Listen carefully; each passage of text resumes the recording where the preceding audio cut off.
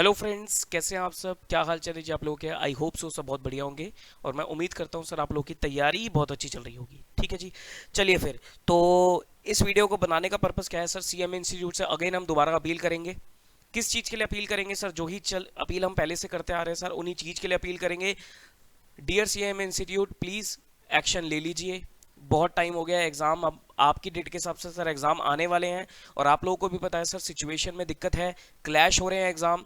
और अभी आपने सर एकदम से पोर्टल रिलीज़ किया है और बच्चों को उस पोर्टल से फैमिलियर होने में भी टाइम लगेगा। तो प्लीज़ आप जल्दी से जल्द एक्शन लेकर एक नोटिफिकेशन निकाल दीजिए। एटलीस्ट कुछ नहीं मांग रहे सर, 1 महीने की एक्सटेंशन मांग रहे हैं। 1 महीने की आप लोग एक्सटेंशन दे दीजिए, जनवरी में एग्ज़ाम ले लेना।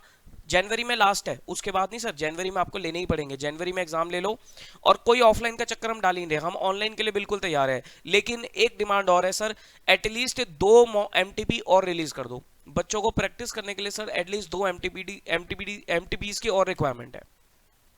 अभी एक ही एमटीपी आपने रिलीज किया है, तो एक एमटीपी में मैं ये कहता हूँ सर इतनी प्रैक्टिस बनती नहीं है, क्योंकि आपका स्टडी मटेरियल वैसे ही बिल्कुल महान है, उसमें कुछ पता ही नहीं लगता है।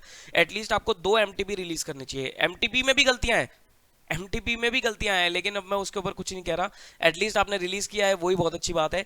लेकिन 2 एमटीपी और रिलीज कर दो, सो दैट बच्चा अच्छे से प्रैक्टिस कर लेगा। और वो पोर्टल जो आपने बनाया है उसके लिए सर मैं आपको मतलब दिल से थैंक्स बोलना चाहूंगा। आपने अच्छा पोर्टल बनाया है, उसमें कोई कमी नहीं है। देखो, जहां अच्छाई होती है वहां हम तारीफ भी करते हैं, जहां कमी होती है वहां हमें अच्छा भी नहीं लगता, गुस्सा भी आता है फिर। ठीक, तो पोर्टल आपने अच्छा बनाया है, पोर्टल में कोई कमी मुझे तो नहीं लगी है, बाकी बच्चा बताएगा अगर बच्चे को कोई लगती है तो। मेरे हिसाब से मुझे कोई कमी लगी नहीं है। ठीक, बाकी 2 एमटीबी और रिलीज कर दो, बच्चा बिल्कुल फॉर्मेट से फेमिलियर हो जाएगा। ठीक, एक टाइपिंग वाली चीज आपने डाल रखी है, तो मैं यही चाहूंगा सर, टाइपिंग को मिनिमाइज अगर आप कर देते तो ज्यादा अच्छा होता।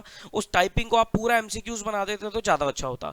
ठीक है, अगर आप नहीं एमसीक्यूज पूरा बनाना चाहते कोई बात नहीं, मत बनाओ, हम थोड़ा बहुत टाइपिंग करने के लिए भी तैयार है। क्योंकि देखो, अब मैं यहाँ पर स्टूडेंट्स को बोलूंगा टाइपिंग रिक्वायर्ड है सर, टाइपिंग आपको सीखनी तो पड़ेगी, क्योंकि आपको आगे जाकर लेटर ड्राफ्ट करने हैं या बहुत सारी चीजें करनी है, तो आपको थोड़ा अपनी टाइपिंग स्पीड पे काम तो करना पड़ेगा। तो हम टाइपिंग करने के लिए तैयार है। मैं ये मानता हूं सर, आपने टाइपिंग को बिल्कुल मिनिमम कर दिया, कम कर दिया है, बट कोई बात नहीं, जितनी भी हम उतना करने के लिए तैयार है।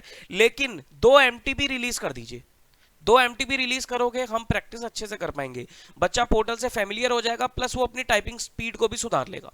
क्योंकि आपके एमटीबी रिलीज करने से प्रैक्टिस एक अलग लेवल की होती है। बच्चा स्टडी मटेरियल से या कोई भी क्वेश्चन ऐसे लिखना शुरू कर देगा, उसमें इतना मजा नहीं आता। लेकिन आप जो एमटीबी रिलीज करते हो, उससे बच्चों को एक कॉन्फिडेंस लेवल बनता है और उससे प्रैक्टिस अच्छी बन जाती है हमारी। ठीक है जी, तो 2 एमटीबी रिलीज करो और थोड़ा बहुत एग्जाम में आप एक्सटेंशन दे दो। 1 महीने की भी नहीं देना चाहते तो एटलीस्ट जब सीए के एग्जाम्स खत्म होंगे उसके बाद आप एग्जाम्स रख लेना, तब तक की आप एक्सटेंशन दे दो। 20-25 के बाद आप रख लेना, तब तक की आप एटलीस्ट, तब तक की तो आप एक्सटेंशन दे ही दो। मैं इतनी उम्मीद आप लोगों से करता हूँ, इतनी अपील आप लोगों से करता हूँ। और स्टूडेंट्स स्टूडेंट्स मैं आप लोगों से यही अपील करूंगा कि आप अपनी पढ़ाई को कंटिन्यू रखो, अपनी अच्छे से पढ़ाई करते चले जाओ, इधर उधर की बातों में आपको नहीं पढ़ना है। आप please focus on your studies.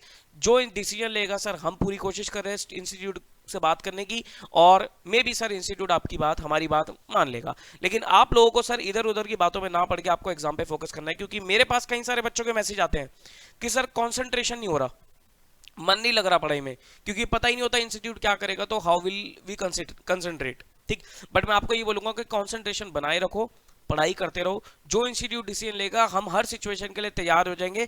हमने जिस दिन प्रोफेशनल कोर्स चुना था, जिस दिन हमने एक प्रोफेशनल कोर्स चुना था, चाहे वो सीए हो, सीएस हो, सीएमए हो, हम उसी दिन कहते हैं ना कि कसम खा लेते हैं कि हम हर टफ सिचुएशन से डील करने के लिए तैयार हैं। अभी तो चलो आपकी पढ़ाई है, आगे जाके आप प्रोफेशन में काम करना शुरू करोगे, वहां पर सर आप अपने क्लाइंट्स को सर्विसेज प्रोवाइड करोगे, या पर आप कहीं पर जॉब करोगे, तो सर सिचुएशन तो कैसी भी टफ सिचुएशन आ सकती है। तो आपको हर सिचुएशन में अपने आप को, अपनी परफॉर्मेंस दिखाने का आपको मौका मिलेगा, और आपको पूरी तरीके से कहते हैं ना तैयार रहना है हर सिचुएशन को डील करने के लिए। ठीक, तो मैं सर इंस्टीट्यूट से इधर दरखास्त करूंगा, थोड़ी बहुत हमारी अपील मान लीजिए, और जो भी हम 2-3 चीजें मांग रहे हैं वो आप लोग प्लीज प्लीज प्लीज प्रोवाइड कर दीजिए। ठीक है जी, चलिए फिर, thank you very much, bye bye.